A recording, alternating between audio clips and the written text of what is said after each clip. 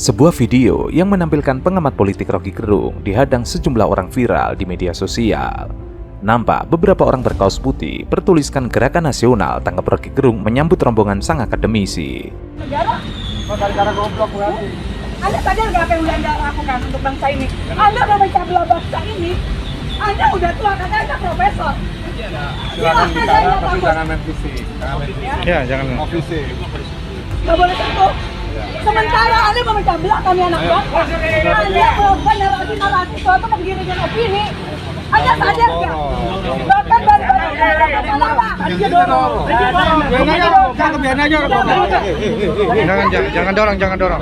Jangan dorong, nggak dorong. Anda kalau Saya jamin nggak dorong. Jangan dorong. Iya. Nggak ada yang dorong. jangan dorong-dorong. Bicara dengan Rocky Gerung ya. Iya, bicara boleh. Nggak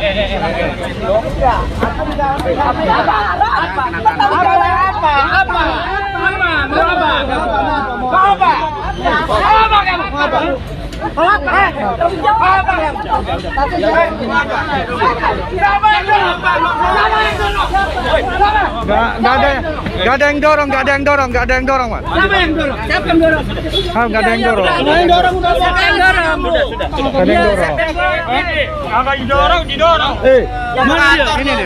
dorong?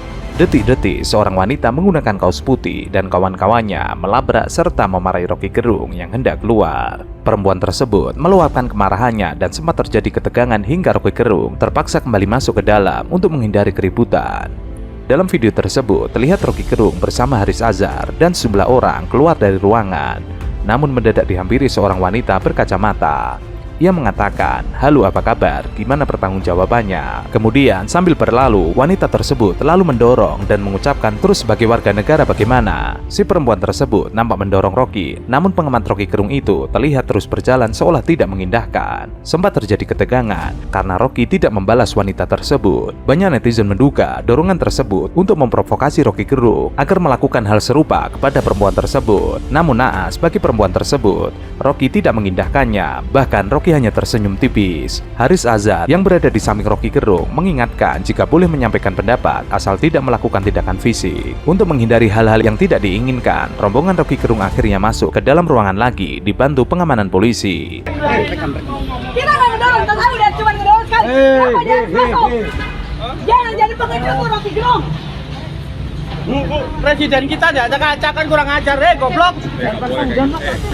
Bu, nggak boleh, Bu. Bu, Bu, Anda melindungi. mau siapa pun. Kami Anda melindungi. Ini Orang yang berkewanan sama bangsa ini Anda lindungi. Jangan keras. Hah? Kalau keras kita Bang, Ya udah sip.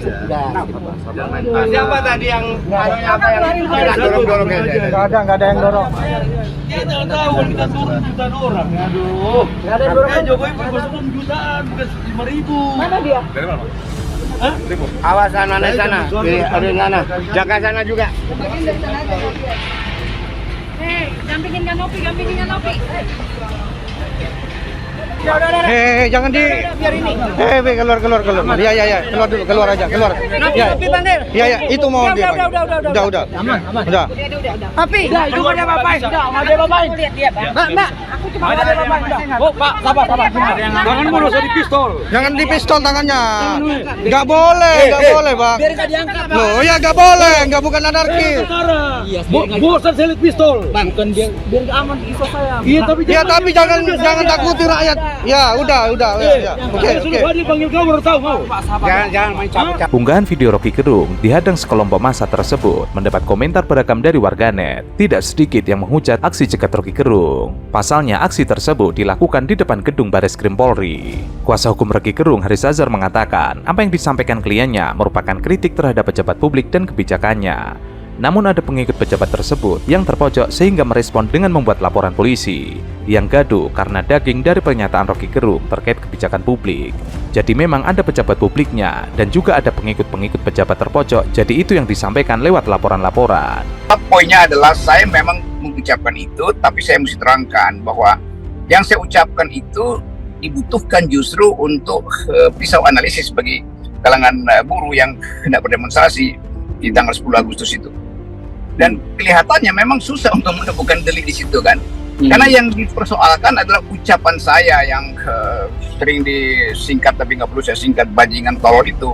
Dan saya terangkan itu konsekuensi dari analisis saya tentang kebijakan pemerintahan Jokowi yang buruk dalam dua segi, dalam dua kasus, satu soal IKN, satu soal Omnibus Law. Jadi sebetulnya basis analisis saya adalah kritik terhadap dua kebijakan itu. Saya menghina, bahwa saya mengucapkan iya, tapi dia nggak tahu bahwa substansinya itu, sensasinya memang kalimat saya, tapi bukan kalimat itu yang merupakan substansi. Itu yang saya terangkan di teman-teman Bareskrim tadi. Ya, lawyer juga menganggap bahwa ya, pemeriksaan ini akan menghasilkan apa? Kan kalau deliknya adalah soal penghinaan, itu deliknya aduan. Kalau delik macam-macam ITS segala macam itu mau dilihat tuh di mana saranya misalnya kan, itu ada unsur sara. Jadi tetap dianggap, lawyer saya menganggap bahwa ini sebetulnya harus diuji di forum akademis. Apakah ucapan saya itu betul atau melanggar kaidah akademis atau tidak? Pihak kepolisian mengerti soal itu. Jadi duduk perkaranya masih akan dipelajari. Karena itu akan saksi ahli yang sudah diminta diperiksa oleh Bareskrim, termasuk Jumpur Hidayat yang mengundang saya. Jadi sebetulnya ini kasus kecil tapi harus dibawa ke markas besar karena Presiden Jokowi pidatokan di forum keternegaraan kan. Jadi orang menganggap bahwa ya sebetulnya sudah selesai lah. Tapi kenapa Pak Jokowi harus ucapkan itu? Apalagi itu forum kenegaraan yang harusnya memperlihatkan visi Pak Jokowi ke depan itu. Tapi pidato Pak Jokowi dimulai dengan semacam aduan sublim, aduan tersembunyi tentang kedudukan dia yang sering dikritik segala macam itu. Orang lihat di belakang itu ada apa sebetulnya. Tapi saya percaya bahwa hukum itu tidak akan terpengaruh oleh gimmick yang ditafsirkan melalui pidato kenegaraan Pak Jokowi. Menurut Haris, laporan polisi itu berdampak positif karena semakin membuat kebijakan itu terdokumentasi dalam lembar-lembar yang disahkan di kantor polisi. Haris juga meyakini tidak ada satupun tindakan kliennya yang terindikasi unsur pidana dalam pelaporan penyebaran berita bohong, penghasutan, dan sara. Haris meyakini keterangan Rocky Gerung tidak ada yang mengarah ke tiga unsur pidana yang dilaporkan. Misalnya terkait penghasutan, Haris mengatakan pernyataan Rocky tidak dikategorikan menghasut karena kapasitasnya sebagai narasumber dan setiap kata bisa dipertanggungjawabkan karena berangkat dan merujuk dari sumber data yang dibawanya. Terkait sara, Haris mengatakan Rocky Gerung bahkan tidak mengarah kepada kelompok tertentu ihwal berita bohong. Haris mengatakan Rocky sudah memberikan penjelasan dan argumentasi faktual kepada penyidik.